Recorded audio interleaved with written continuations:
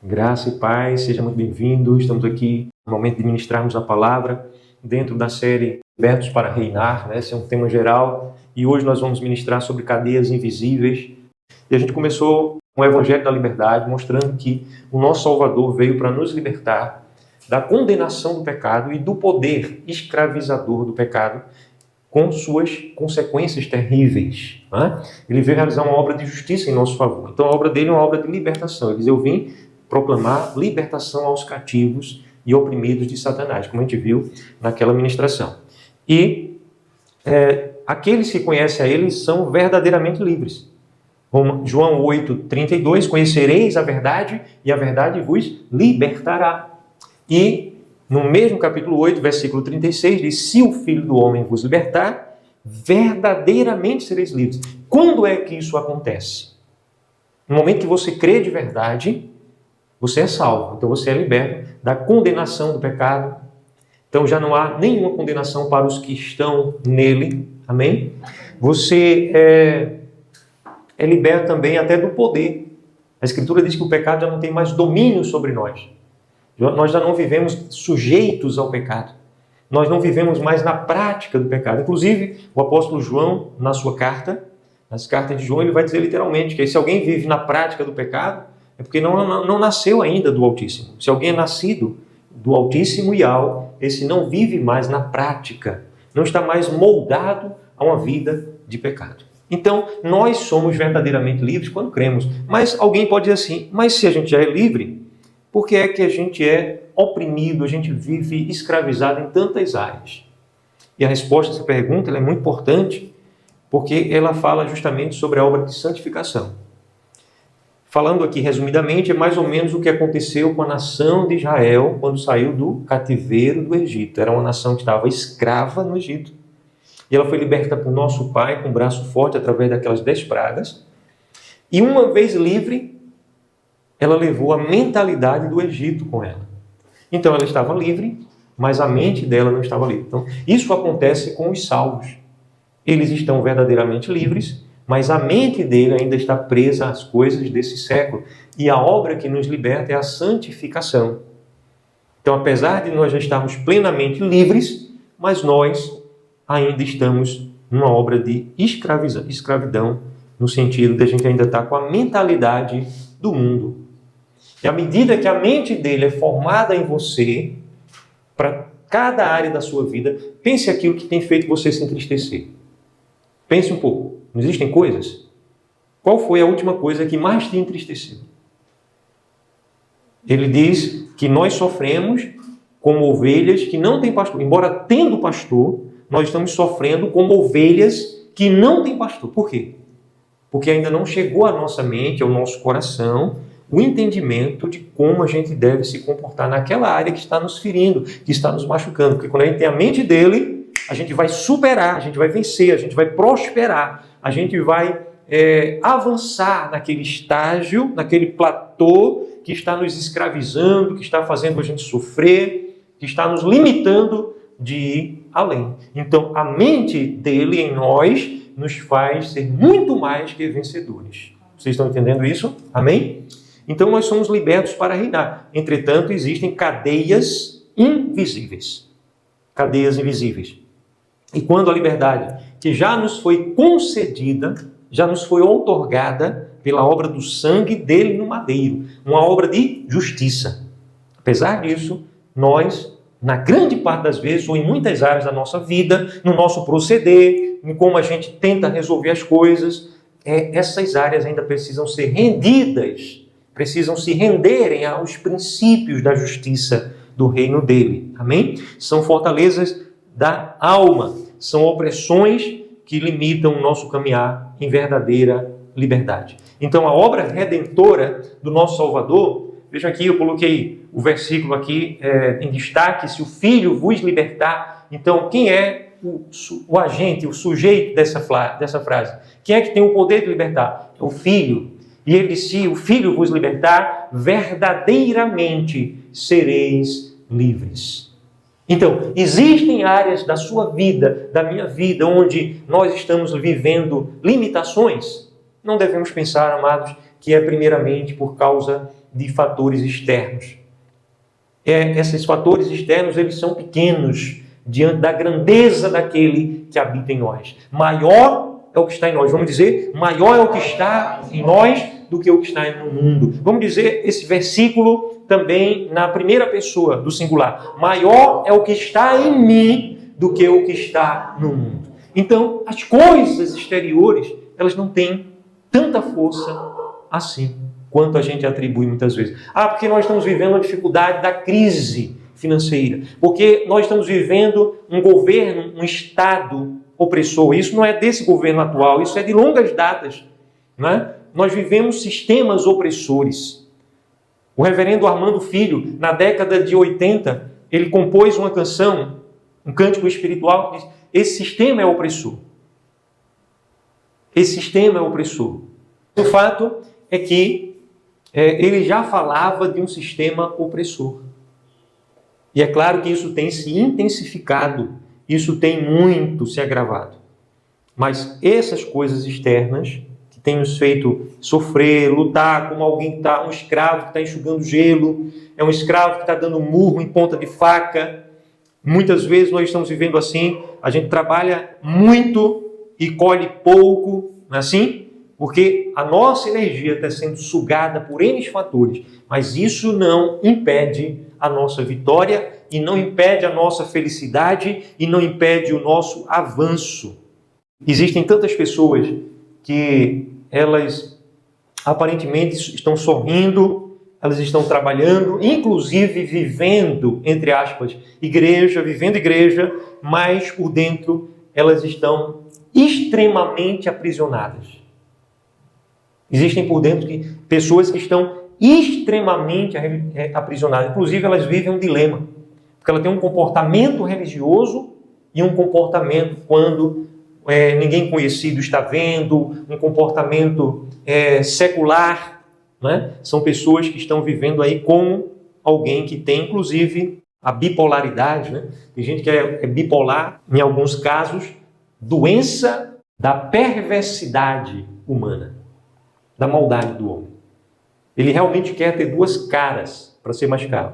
Amém? Então tem pessoas que se comportam assim, dessa maneira.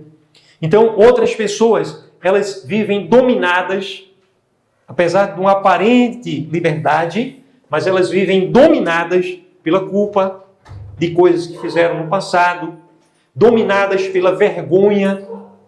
Tem pessoas que vivem por causa de situações N do que já viveu no passado e está vivendo no presente. Às vezes elas estão dominadas pela vergonha.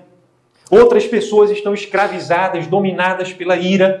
Elas vivem em função de algo que aconteceu no passado, de um amargor profundo na alma. De algo que aconteceu, elas vivem em função do passado, vivem querendo vingar-se com as suas próprias mãos. Existem pessoas assim, que são pessoas que estão escravizadas, cheias de ressentimento. São pessoas infelizes. O semblante descaído tenta ser mascarado por um sorriso. Mas muitas pessoas, elas estão cheias de ressentimentos. Outras, elas são dominadas por pensamentos negativos, pensamentos que assaltam, que se instalam na mente, se instalam no coração, mas nós somos libertos para reinar. E você foi salvo pelo sangue do Cordeiro para ser livre para reinar. E apesar disso, dele já ter nos assegurado a verdadeira liberdade, muitas vezes nós estamos vivendo como escravos. E eu estou falando de pessoas verdadeiramente salvas, como eu e você. Eu não me excluo do que eu estou colocando aqui. Eu apenas glorifico ao Pai porque Ele tem me dado a graça de perceber e de me aperceber em muitas coisas na minha vida. E buscar nele, que é a fonte, a liberdade. Na palavra dele, a sabedoria perfeita, infalível. Porque a palavra dele é infalível. Você buscar a solução, a superação e ser preenchido por ele, e ele te faz crescer. Então, da escravidão do pecado à plenitude da vida no Mashiach. E ele disse: eu vim para que tenham vida e a tenham com abundância. E uma vida nova começa quando nós entregamos de verdade a nossa vida ao Salvador. Aleluia. Amém? Uma vida nova começa quando entregamos de forma consciente, determinada a nossa vida e nos consagramos a Ele e passamos a buscar a Ele como adoradores. Então, nem toda prisão ela é visível. Não é uma cela, é uma solitária, é uma cadeia, ou grilhões, ou correntes. Nem toda prisão ela é visível, ou mesmo um vício. Existem pessoas que têm prisões que são vícios. São escravas do que comem, do que vestem, de onde moram.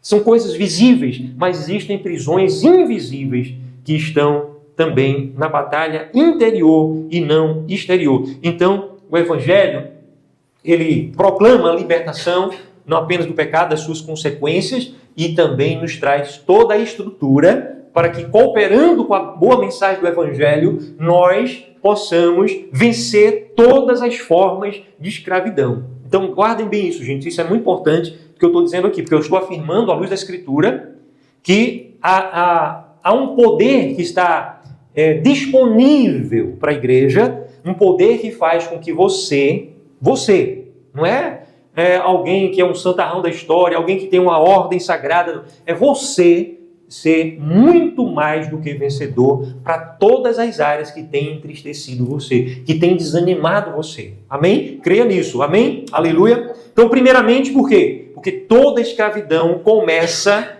com uma mentira acreditada. A escravidão, ela começa com uma mentira acreditada. Todas as formas de escravidão começam através do pai da mentira e faz com que o homem acredite em mentiras. João 8, 31 e 32, você que está com a Bíblia aberta aí, me acompanhe. Disse, pois, Ialcha aos Ialdins, seus contemporâneos, que haviam crido nele. Veja, Ialcha disse aos Ialdins, a tradução diz aos judeus, né, que haviam crido nele. Se permanecerdes na minha palavra, sois verdadeiramente os meus discípulos. Amém? João 8, Yohanan, capítulo 8, versículo 31. Sois verdadeiramente meus discípulos, e conhecereis a verdade, e a verdade vos libertará. Então, quando a gente permanece na palavra, veja aí, gente, não é o mero conhecimento teórico acerca da Escritura, da palavra revelada, não. Acerca de quem Ele é. Ele é a palavra em pessoa. Amém? O nosso Salvador, a razão da nossa vida, o nosso Mestre, o nosso Rei, Ele é a palavra revelada em pessoa. Mas Ele está dizendo, se permanecerdes na palavra, amém? Verdadeiramente sois o quê? Os meus seguidores, os meus discípulos. Meu discípulo não é alguém que adere a um clube religioso novo ou diferente, não. Não é alguém que foi convencido de uma religião diferente, não.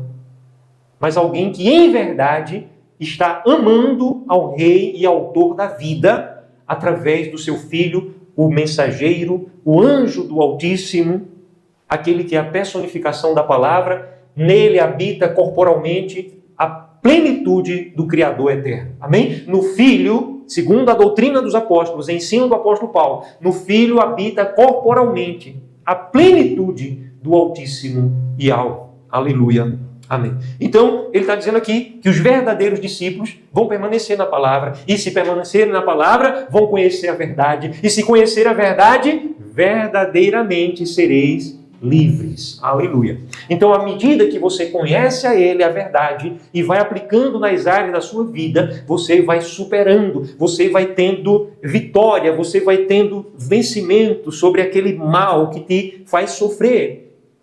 Ele diz hoje, ele continua dizendo hoje, esse povo sofre como ovelhas que não têm pastor. Eles têm pastor, mas estão sofrendo como ovelhas, tais como aqueles que não têm pastor. Percebem isso? Ele está falando aqui para os que verdadeiramente creem nele. Ele está falando para aquele que nunca vai dar ouvidos à palavra dele, não. Ele está falando para aqueles que deram ouvidos, mas precisam continuar avançando, continuar conhecendo e permanecendo na palavra.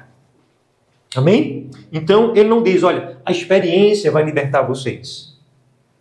A sensação, a emoção religiosa, o arrepio do salto ninja, do pentecostal mais santo do que os outros, vai libertar vocês, não.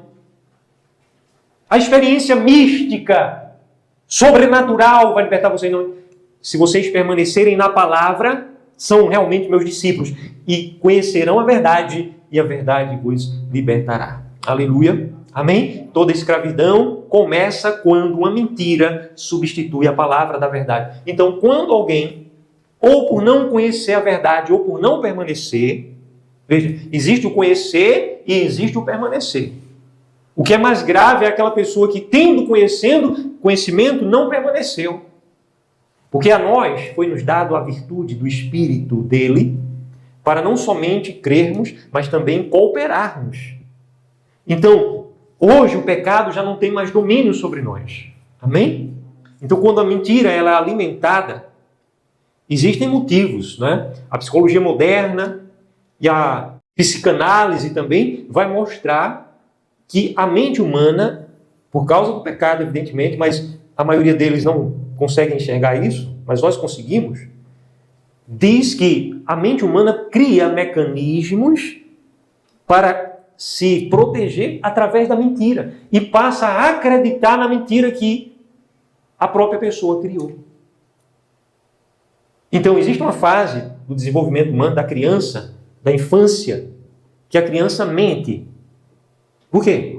Porque o pecado que contaminou a raiz, contaminou toda a árvore. Quem era a raiz? Os primeiros pais, Adão e Eva. Amém? Contaminou a eles.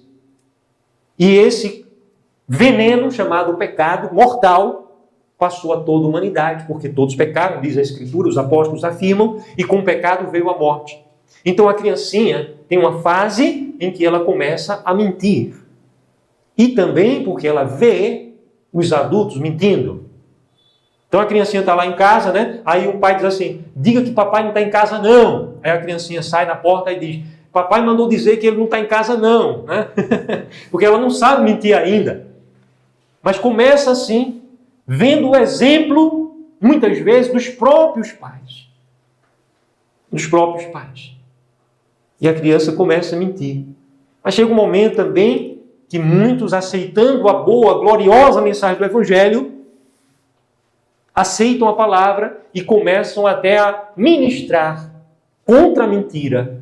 Porque a palavra vai nos dizer que a mentira procede de Satanás e ele é o pai da mentira. Que não existe mentira pequena ou mentira grande. É mentira e mentira a gente está errando o alvo. A palavra pecado é errar o alvo.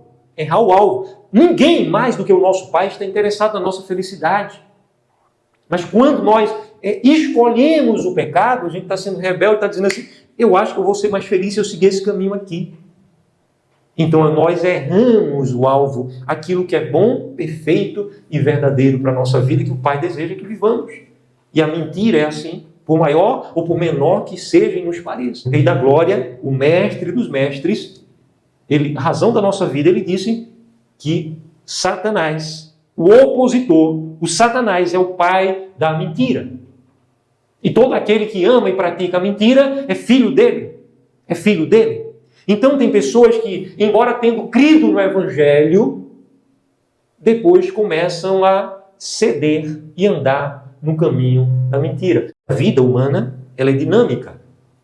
Ela é dinâmica. Ou você está avançando, aquele que é santo, santifique-se mais ainda, ou você estará retrocedendo. O apóstolo vai dizer à igreja, nós, porém, não somos dos que retrocedem para a perdição. Nós somos da conservação da fé para a salvação da nossa alma. Aleluia. E quem crê, diga amém. Porque você está diante dele aqui agora. Amém? Então, às vezes a pessoa, ela conhece a verdade, mas não está permanecendo na verdade. Algumas mentiras comuns que Satanás conta. Eu nunca vou mudar. Tem pessoas que pensam, eu nunca vou mudar. Eu já tentei, eu nunca vou mudar. Ou, quando isso é em relação a alguém, essa pessoa nunca vai mudar. Você, acaso, é o Criador? Você tem domínio de toda a história? O poder está em você em mudar alguém ou mudar a si mesmo? Mas Satanás coloca essa mentira. A pessoa diz, eu nasci assim, eu não tenho capacidade cognitiva para aprender tais assuntos do domínio do ser humano. tais habilidades do domínio do ser humano. Você tem. Se você tiver saúde, você tem. A não ser que você tenha tido uma paralisia cerebral, a não ser que você tenha algum transtorno neurológico, fisiológico, anatômico, real, que te impeça você.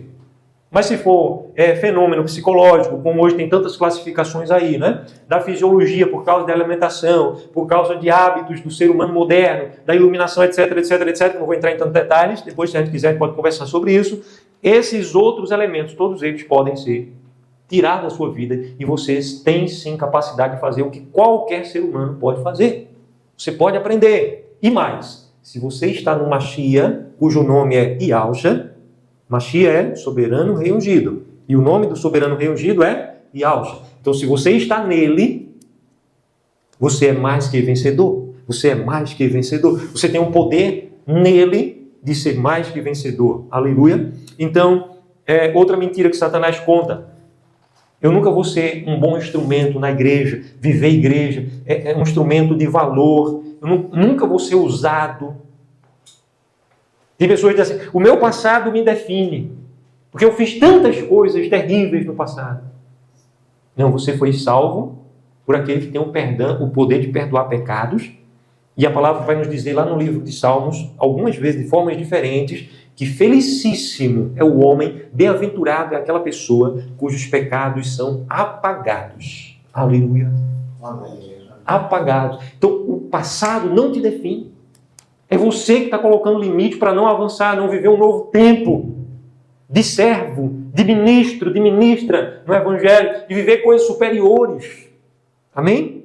Não fique nessa de que o teu passado te define. A minha família sempre foi assim. Eu já herdei isso dos meus pais, não sei o que lá, né? Então, se você está no Mashiach, você é uma nova criação. Aleluia? Então, não alimente mentiras. Pelo contrário, se fortaleça, porque essas mentiras são o alimento, a energia das cadeias invisíveis, das cadeias espirituais, que o maligno, através dos demônios, ele não está presente em todo lugar, mas através dos demônios, ele vai conhecer as tuas fragilidades e vai atacar essas fragilidades. Está entendendo? Amém? Isso é importante a gente saber. Ele vai encontrar esses padrões de pensamento que não estão firmados na verdade, são enganosos. A gente acreditou um dia porque a gente recebeu essa mentira como se fosse verdade por algum motivo, por não conhecer a verdade, etc, etc. Então imagine uma casa muito bem construída, mas sem um alicerce. Essa casa ela parece ser sólida, ela é uma casa bonita, parece ser uma casa habitável. Imagine, estou falando aqui de algo hipotético. Uma casa que foi construída, tudo muito bem construído, mas com um detalhe. O que não foi bem construído? O alicerce. Sem alicerce. Essa casa, ela é o quê? Ela pode ser, inclusive, um sepulcro. Ela pode ser uma armadilha para as pessoas que moram ali. Porque a qualquer momento, essa casa pode desabar sobre aqueles que estão se abrigando nela. Então, essa casa é uma casa de pensamentos que parecem ser verdadeiros, mas não são. É uma casa sem o fundamento, sem o alicerce. Por isso, Yahushua Mashiach, nosso rei, razão da nossa vida, ele vai dizer que a quem eu compararei? Aquele que ouve as minhas palavras e as pratica, eu o compararei a um sábio que edifica a sua casa sobre a rocha. Aleluia. E aquele que ouve as minhas palavras, ele chegou até a conhecer, mas não permaneceu nelas, não praticou. Aí ele diz, eu vou comparar ao insensato, ao louco, que construiu a casa sobre a areia.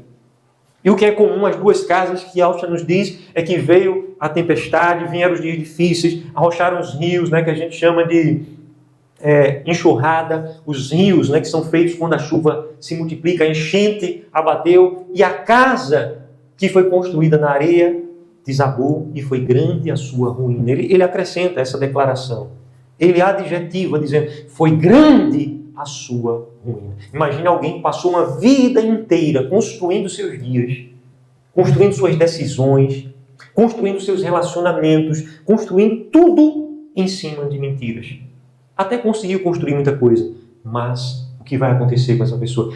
A sentença está dada, será grande a sua ruína. Entretanto, o sábio, quem é o sábio? É simplesmente aquela pessoa que ouvindo pratica a palavra. Ele diz que virá as tempestades da vida, mas a casa permanece firme, inabalável. Aleluia. No momento de tempestade, a tempestade bateu na casa, a tempestade fez a casa vibrar. Foi os ventos, foi a chuva, arrocharam-se rios contra a casa. Mas a casa estava bem construída na rocha. Amém? Então, esse é aquele que ouve a palavra e pratica. Toda corrente invisível começa quando uma mentira ocupa o lugar da verdade. Agora, eu quero dizer a vocês também, em segundo lugar, que a mente ela precisa ser renovada. A nossa mente precisa, porque existem mentiras que a gente não tem discernimento, gente. Que você não vai conseguir enxergar, que é um engano, que é algo que não é verdadeiro. Então, enquanto você não buscar em oração, não é buscar por buscar, em oração a palavra da verdade, que o Espírito de verdade, que é o Ruach do nosso Pai, o sopro, é o Espírito do nosso Pai, amém? Santo, Hagadosh, o Santo, o Ruach, Hagadosh, o Espírito, o Santo, ele nos dê o entendimento e a vida para a gente, conhecendo a verdade, viver a verdade. Então você vai começar a ter mais discernimento sobre a obra do mal. E isso se chama libertação. Você vai tendo estruturas para avançar. Romanos 12, versículo 2, é um versículo que eu creio muito conhecido da igreja aqui, de quantos também me acompanham. Diz lá que nós devemos renovar a nossa mente, né? E não nos conformar com esse século, para que a gente possa experimentar a boa, perfeita e agradável vontade do Pai. Você quer experimentar a boa, perfeita e agradável vontade do Pai? Então você tem que renovar a sua mente na palavra, na verdade. A liberdade, ela cresce, ela vai tocando as áreas da nossa vida que estão sendo instrumentos de opressão. A liberdade vai nos trazendo vitória, fazendo com que a gente possa avançar. É necessário a gente ter uma visão da existência, uma cosmovisão. Uma palavra da filosofia, que a Escritura fala, é a percepção do mundo, de todas as coisas que existem através da Escritura. Habite ricamente em vós a palavra do Mashiach. Então, como é que ocorre a renovação da nossa mente, gente? Ocorre através da leitura da palavra, do estudo da palavra, da meditação da palavra, da confissão da palavra. E veja que eu estou mencionando aqui uma sequência. Ler para estudar. Estudar para conhecer. Conhecer para confessar. E confessar para quê? Para que aquilo ali se torne realidade de quem você é. Para interiorizar. Então, quando vem a dificuldade, você confessa o quê? Você confessa o problema. O que é que você tem confessado quando vem a dificuldade? Você confessa o noticiário da mentira, do cão, jornalismo, da TV, da mídia aberta, por aí vai. Você confessa conselho dos ímpios. Rapaz, no teu lugar eu fazia isso e aquilo. Vamos ali fazer isso e aquilo? Vem comigo, vou te mostrar como é.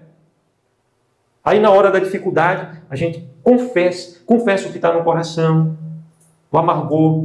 Né? Às vezes saem palavras que ferem, às vezes saem palavras que não era exatamente aquilo que você estava pensando.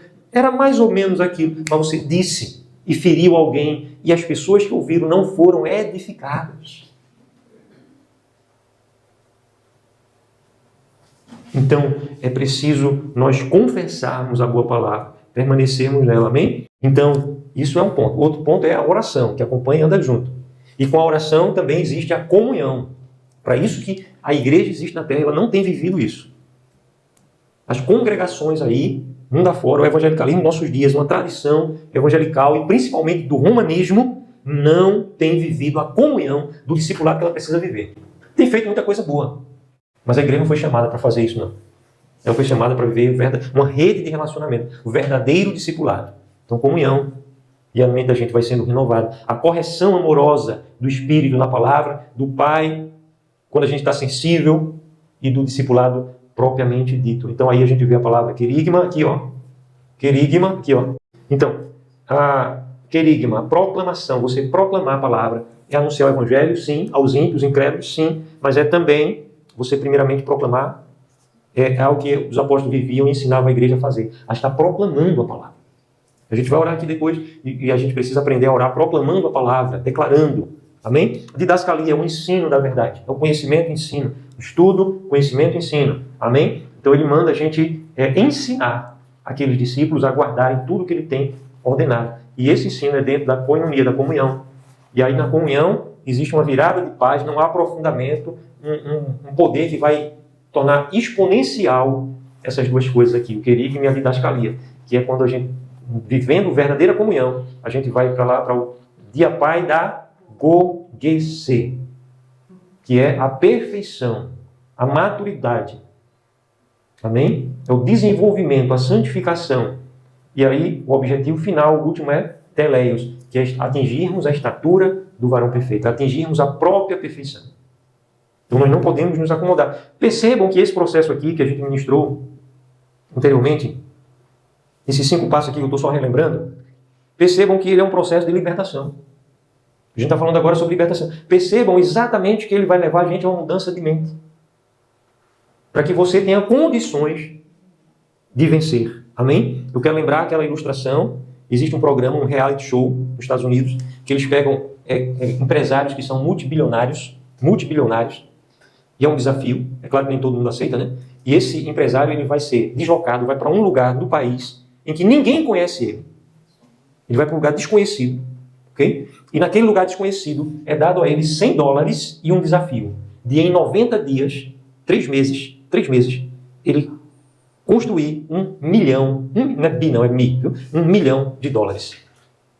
E até hoje, pelo que eu saiba, todos os empresários que aceitaram esse desafio conseguiram, a partir de $100. Eles foram, fizeram amizade, construíram um networking, que é um apoio de vidas que pudessem apoiar naquele projeto. Eles criam um projeto, recriam projetos. É claro que ele não vai trazer a empresa dele, não pode nem mencionar isso. É como se fosse uma pessoa estranha ali naquela cidade. Normalmente são cidades até pequenas.